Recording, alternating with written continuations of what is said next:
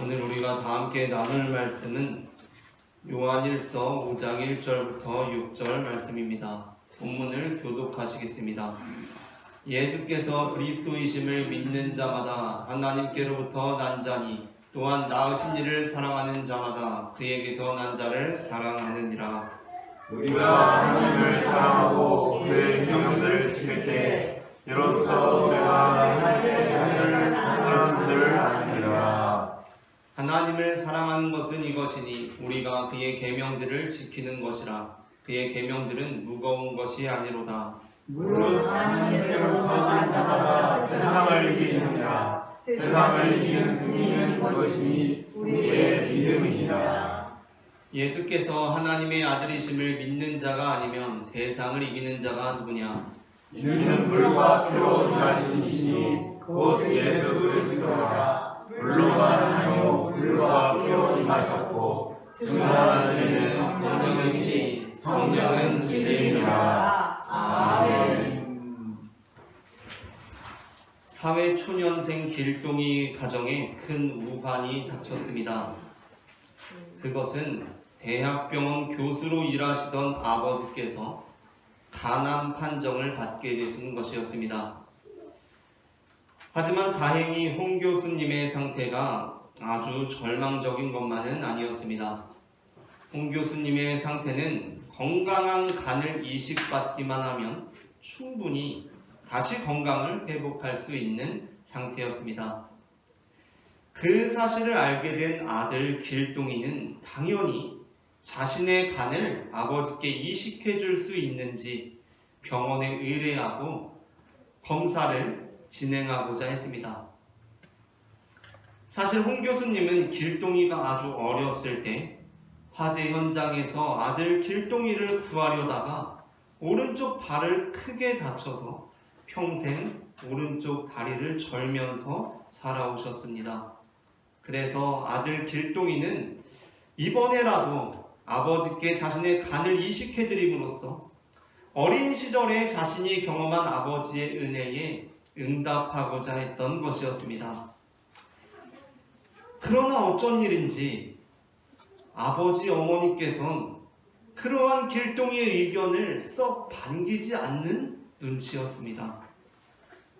부모님께서는 일단 다른 경로를 통해서 알아보고 청 없으면 그때 가서 길동이 네가 검사를 진행해도 늦지 않는다 라고 말씀하셨습니다.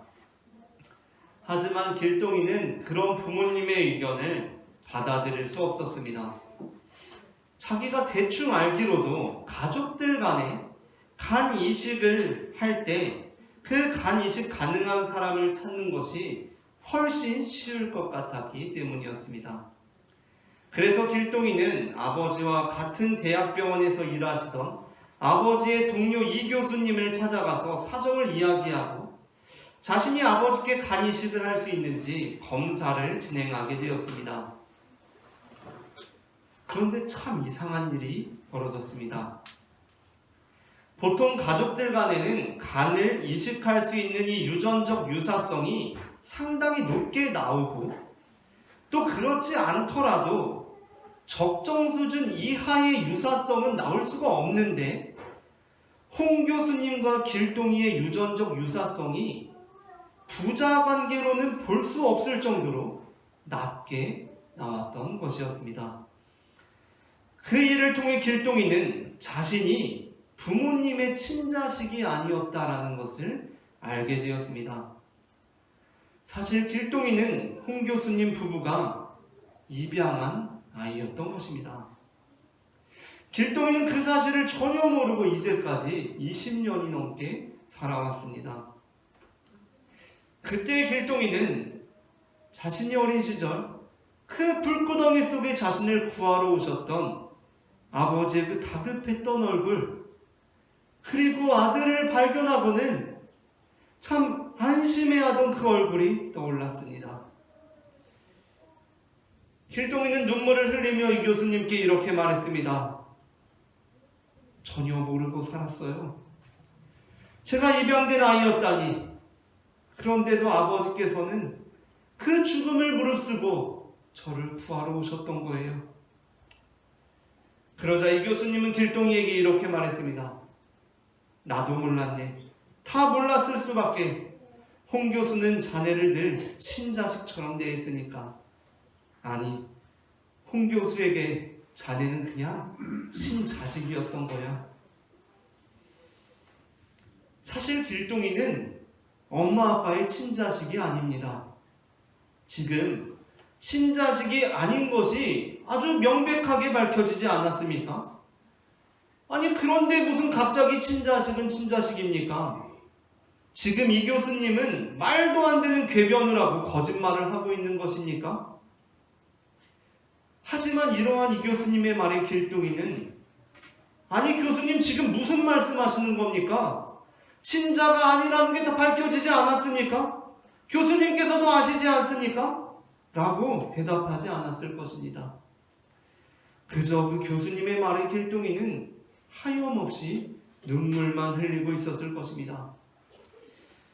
오늘 우리는 하나님께로부터 난 자라는 제목의 설교를 나눕니다. 전해지는 말씀을 통하여서 요한일서가 하나님께로부터 난 자라고 말씀할 때 그 하나님께로부터 난 자들이 어떠한 사람들을 의미하는 것이며 우리에게 어떠한 삶을 요청하고 있는지를 알게 되고 그 뜻을 따라감으로 하나님의 은혜와 사랑을 경험하는 우리 모두가 되기를 소망합니다. 아멘. 그렇다면 요한일서에서 하나님께로부터 난 자는 누구를 의미합니까? 첫째, 함께 읽겠습니다.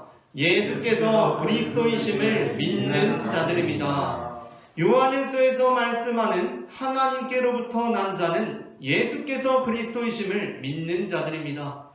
요한일서 5장 1절 상반절은 이렇게 말씀합니다. 합독하겠습니다. 예수께서 그리스도이심을 믿는 자마다 하나님께로부터 난 자니. 아멘.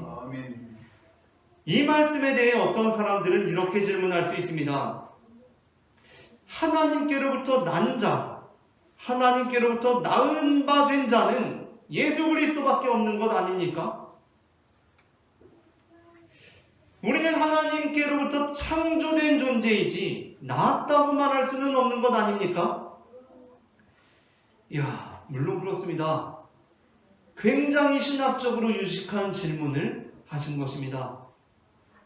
우리는 하나님으로부터 나아진 존재는 예수님밖에 없다고 믿는 사람들입니다. 그 외에 하나님으로부터 낳음받은 존재는 없습니다. 우리들 역시 하나님으로부터 나아진 존재가 아닙니다. 우리는 지음받은 존재, 창조된 존재, 우리는 피조물일 뿐 그분의 자녀가 아닙니다. 그런데 요한일서 5장 1절은 예수께서 그리스도이심을 믿는 자마다 하나님께로부터 난 자라고 말씀합니다. 그렇다면 지금 성경이 거짓말을 하고 있는 것입니까? 궤변을 늘어놓고 있는 것입니까? 그렇지 않습니다. 길동이를 향해서 이 교수님이 홍 교수에게 자네는 친자식이었던 거야 라는 말은 결코 거짓말도 궤변도 아닙니다. 물론 그것은 생물학적 사실을 담고 있는 말은 아닐 수 있습니다. 생물학적으로 길동이가 홍 교수님의 친자가 아니라는 것은 명백하게 밝혀졌습니다. 그러나 그렇다고 해서 그 말을 거짓말로 궤변으로 치부할 수는 없습니다. 왜냐하면 그것은 또 다른 면에서 진실을 담고 있기 때문입니다. 그 말은 홍 교수가 길동이를 친자처럼 여겼다는 것을 의미합니다. 홍 교수가 길동이를 친자식처럼 사랑했다는 것을 의미합니다. 그러므로 요한일서 5장 1절에서 예수께서 그리스도이심을 믿는 자마다 하나님께로부터 난 자라고 하는 말씀 역시 거짓말이나 궤변이 아닙니다. 이 말씀은 진리의 말씀입니다. 왜냐하면 우리는 실제로 하나님께서 낳으신 존재들은 아니지만 실제로 하나님께서 낳으신 존재처럼 사랑한 존재들이기 때문입니다. 그것이 성경에는 낳으신 존재보다 우리를 더 사랑하셨다는 말씀으로 기록되어 있습니다. 로마서 5장 8절 말씀을 합독하시겠습니다. 우리가 아직 죄인 되었을 때에 그리스도께서 우리를 위하여 죽으심으로 하나님께서 우리에 대한 자기의 사랑을 확증하셨느니라. 아멘. 그리스도께서 누구십니까? 바로 성자 예수님이십니다. 하나님께서는 우리를 낳으신 존재보다 더 사랑하심으로 낳으신 존재처럼 사랑하신 것입니다. 그래서 사도 요한은 예수님을 믿는 자들은 하나님의 백성이 된다는 것을 넘어서, 하나님의 소유가 된다는 것을 넘어서, 하나님의 일꾼이 된다는 것을 넘어서 요한복음을 통해 이렇게 강력하게 선포하고 있습니다. 1장 12절 말씀을 합독하겠습니다. 영접하는 자, 곧 그 이름을 믿는 자들에게는 하나님의 자녀가 되는 권세를 주셨으니. 아멘. 예수 그리스도를 영접하는 자는 하나님의 자녀가 된다는 것입니다. 간혹 어린 시절에 입양된 사람들 중에 나중에 다성장해서 자신이 입양된 아이라는 사실을 알고 정신적으로 상당한 충격을 받고 정체성의 혼란을 겪는 사람들이 있다고 합니다. 그러한 상황을 직접 겪어보지 않고서 그것에 대해 언급한다는 것이 조심스럽긴 하지만, 그럼에도 불구하고 우리가 지나온 인생을 돌이켜볼 때 그 부모가 자신을 심하게 학대한 것이 아니라면, 상식적인 선에서 우리를 책임을 다해 길러낸 것이 분명하다면, 우리는 우리의 삶을 비관할 것이 아니라 우리를 길러준 부모에 감사하는 것이 마땅한 일입니다. 사실 저도 아이들을 길러보니까 아이를 기른다는 것 자체가 보통 일이 아닙니다. 가끔은 정말 내 자식이니까 기른다라는 생각이 들기도 합니다. 그러기에 우리는 입양한 나를 이렇게 길러준 부모에게 어쩌면 친부모에게보다 더 감사한 마음을 가져야 할 것입니다. 그런데 그게 아니라 그 사실을 알게 되고 입양된 아이라는 사실을 알게 되고는 길러주신 부모님께 어쨌든 엄밀하게 말해서 친부모는 아니신 거네요 라고 한다면 그 부모님의 마음이 얼마나 찢어지겠습니까? 사실 친자식도 아닌데 친자식처럼 여기셨다라는 이 메시지가 어떤 분들에게는 기분 나쁜 메시지일 수도 있습니다. 왜냐하면 살아가면서 가장 듣기 싫은 말 중에 하나가 아들 같다, 딸 같다는 말이기 때문입니다. 한 여대생이 택시를 타게 되었는데 택시 기사님이 이런저런 얘기하다가 갑자기 이렇게 얘기하기 시작합니다. 내가 진짜 딸 같아서 하는 말인데 머리 그렇게 노랗게 해가지고 어쩌려고 그러는 거야? 이렇게 이야기를 하시는 겁니다. 내가 진짜 이런 말까지는 안 하려고 그랬는데 딸 같아서 그러는데 치마를, 옷을 왜 그렇게 입고 다니는 거야? 이렇게 이야기합니다. 아니 대체 왜 남을 왜 딸처럼 생각하는 것입니까? 엄연한 남인데 자꾸 딸 같다고 하니까 짜증나기 시작합니다. 굉장히 불쾌합니다. 그래서 목적지에 도착하자마자 얼른 돈을 지불하고 내리려고 하는데 기사님이 이렇게 말합니다. 딸 같다니까 무슨 돈이야. 그냥 가서 밥이나 잘 챙겨 먹어 이럽니다. 그러자 그 여대생이 떠나가는 택시 뒷모습을 바라보며 아빠 오늘도 안전운행하세요 라고 혼잣말을 했다고 합니다. 우리는 하나님의 친자가 아님이 밝혀진 사람들입니다. 그런데 그래서 허탈하십니까? 그렇지 않습니다.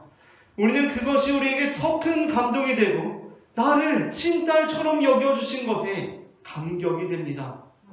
왜냐하면 친자도 아닌데 우리의 하늘아버지께서 우리를 친자로 여기시고 우리가 치러야 할 죽음이라는 값을 대신 치러주셨기 때문입니다. 다음으로 둘째, 요한일서에서 하나님께로부터 난 자는 누구입니까? 다 함께 읽겠습니다. 둘째, 예수 그리스도입니다. 요한일서 5장 1절을 다시 읽어보겠습니다. 함께 읽겠습니다. 예수께서 그리스도이심을 믿는 자마다 하나님께로부터 난 자니 또한 낳으신 이를 사랑하는 자마다 그에게서 난 자를 사랑하느니라. 아멘. 우리는 앞서 이 본문을 통해 예수께서 그리스도이심을 믿는 자마다 하나님께로부터 난 자라는 말씀을 살펴보았습니다. 그런데 그 뒤에 가면 이 말씀이 변화됩니다. 의미가 변합니다. 하반절입니다.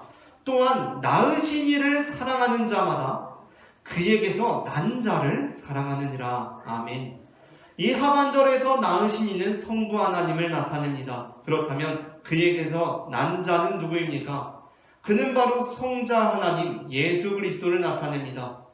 그러니까 하반절에서 하나님께로부터 난 자는 사실은 친자가 아닌데 친자의 은혜를 입은 우리 모두가 아니라 이 하반절에 이르러서는 하나님께서 유일하게 낳은 바 되신 분 성부 하나님의 친자 예수 그리스도를 나타낸다는 것입니다.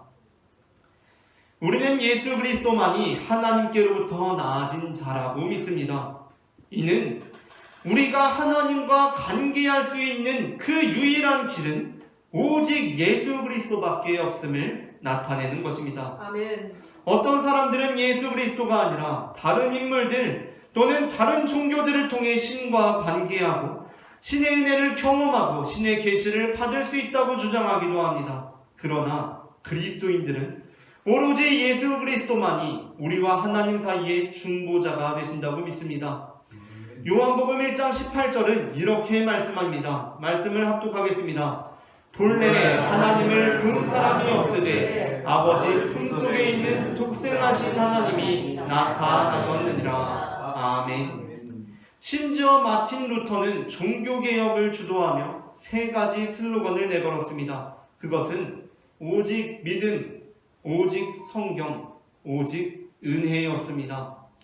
그리고 이 세 가지 슬로건은 모두 오직 예수라는 선언의 다른 표현들이었습니다. 그런데 여기에는 사실 가장 중요한 내용이 묵음처리 괄호돼서 생략되어 있습니다. 오직 믿음, 오직 성경, 오직 은혜라는 이 표현은 바로 교회 말고 였습니다. 교회 말고 오직 믿음, 교회 말고 오직 성경, 교회 말고 오직 은혜였다는 것입니다. 물론 루터가 지목하고 있는 것은 바로 종교개혁 당시의 타락한 천주교회를 의미합니다. 그러나 루터가 바로 교회 없이를 주장했다는 것을 우리는 루터의 오직 예수의 입장에서 다시 성찰해 보아야 합니다. 종교개혁 당시 천주교회의 가장 큰 범죄는 교회가 하나님과 사람 사이의 중보자가 될 수 있다고 생각했던 것이었습니다. 그러나 사람과 하나님 사이의 중보자는 오직 예수 그리스도밖에 없는 것입니다. 그렇다고 우리가 다 교회를 다니지 않아도 된다고 말씀드리는 것이 아니라 우리의 믿음은 늘 하나님과 우리를 잇는 그 중보자를 오직 예수 그리스도로 삼고 있는지를 늘 유의해야 한다는 것입니다. 마지막으로 셋째 함께 읽겠습니다. 우리의 이웃들과 원수들입니다. 요한일서에서 하나님께로부터 난 자는 우리의 이웃들과 원수들입니다. 요한일서 5장 2절은 이렇게 말씀합니다. 말씀을 합독하시겠습니다. 우리가 하나님을 사랑하고 그의 계명들을 지킬 때에 이로써 우리가 하나님의 자녀를 사랑하는 줄을 아느니라. 아멘. 이 본문에서 하나님의 자녀는 누구입니까? 앞서 말씀을 나누었던 것처럼 예수께서 그리스도이심을 믿는 우리입니까? 아니면 하나님께로부터 낳은 바 되신 유일한 존재 예수 그리스도이십니까? 그렇지 않습니다. 여기서 이 말씀의 의미는 다시 변화되는데 그것이 바로 하나님의 자녀라는 표현에 우리의 이웃들과 원수들의 의미를 담아내는 것입니다. 그러니까 요한일서 5장만 해도 요한일서에서는 계속해서 같은 단어를 카멜레온이 그 색깔을 바꾸는 것처럼 계속해서 그 의미를 변화하면서 사용하고 있습니다. 그 의미를 분명히 할 때 우리는 이 말씀의 의미를 파악할 수가 있습니다. 이제 이 2절에 이르러서 다시 하나님께서 낳은 그 자녀는 예수 그리스도를 구주로 믿는 우리도 아니고 하나님께서 낳으신 그 예수 그리스도도 아니고 이제 우리의 이웃들과 원수들의 의미를 담아내고 있다는 것입니다. 모세가 하나님께로부터 받은 10계명은 크게 두 가지 계명으로 정리될 수 있습니다. 그것은 바로 하나님 사랑과 이웃 사랑입니다. 그래서 예수님께서도 율법 중에 어느 계명이 크냐는 한 율법사의 질문에 이와 같이 대답하셨습니다. 본문을 교독하겠습니다. 예수께서 사두개인들로 대답할 수 없게 하셨다함을 바리새인들이 듣고 모였는데 그 중에 한 율법사가 예수를 하여 묻되 선생님, 율법 중에서 어느 계명이 크니까? 예수께서 이르시되 내 마음을 다하고 목숨을 다하고 뜻을 다하여 주 너의 하나님을 사랑하라 하셨으니 이것이 크고 첫째 되는 계명이요 둘째도 그와 같으니 내 이웃을 내 자신과 같이 사랑하라 하셨으니 함께 읽겠습니다. 이 두 계명은 온 율법과 선지자의 강령이니라. 아멘. 그렇다면 우리의 이웃은 누구입니까? 그 이웃은 단순히 우리의 형제자매들을 의미하는 것이 아닙니다.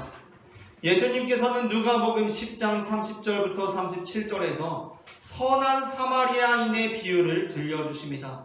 그 비유는 어떤 사마리아 사람이 사회적인 통념상 서로 원수지간이던 한 유대 사람에게 자비를 베푼 내용을 담고 있습니다. 그런데 예수님께서는 이 비유를 왜 들려주신 것입니까?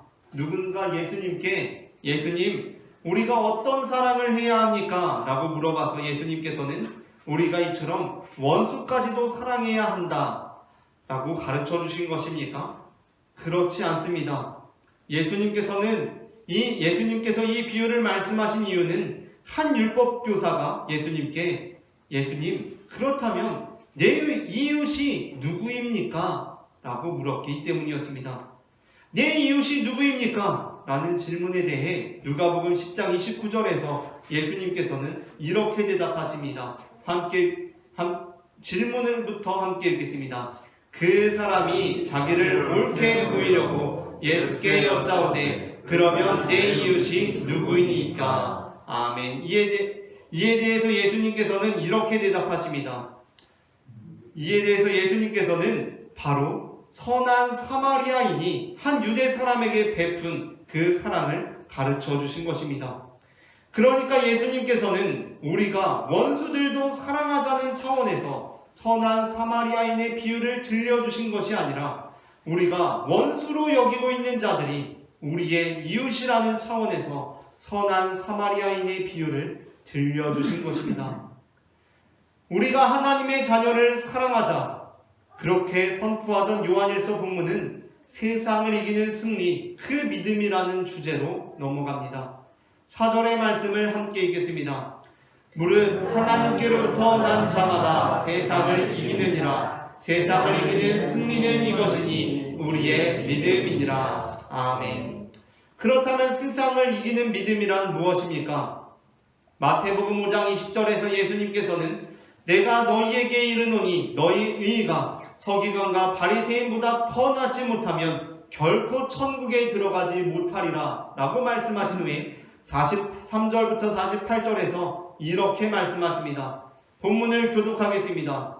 또 내 이웃을 사랑하고 내 원수를 미워하라 하였다는 것을 너희가 들었으나 나는 너희에게 이르노니 너희 원수를 사랑하며 너희를 박해하는 자를 위하여 기도하라. 이같이 한즉 하늘에 계신 너희 아버지의 아들이 되리니 이는 하나님이 그 해를 악인과 선인에게 비추시며 비를 의로운 자와 불의한 자에게 내려주심이라. 너희가 너희를 사랑하는 자를 사랑하면 무슨 상이 있으리요? 세리도 이같이 하느니라. 또 너희가 너희 형제에게만 무난하면 남보다 더하는 것이 무엇이냐? 이방인들도 이같이 아니하느냐? 그러므로 하늘에 계신 너희 아버지의 온전하신 것 같이 너희도 온전하라. 아멘.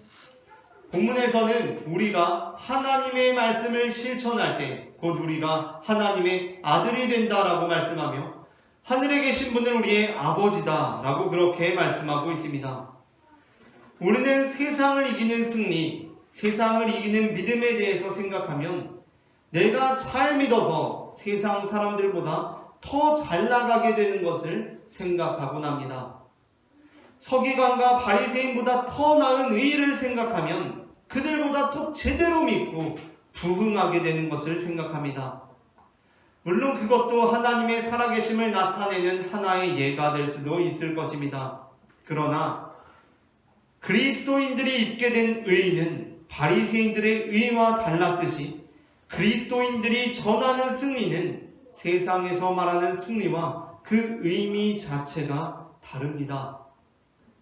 우리는 내가 더 사랑하는 것이 내가 이긴 것입니다. 내가 더 용납한 것이 내가 이긴 것입니다.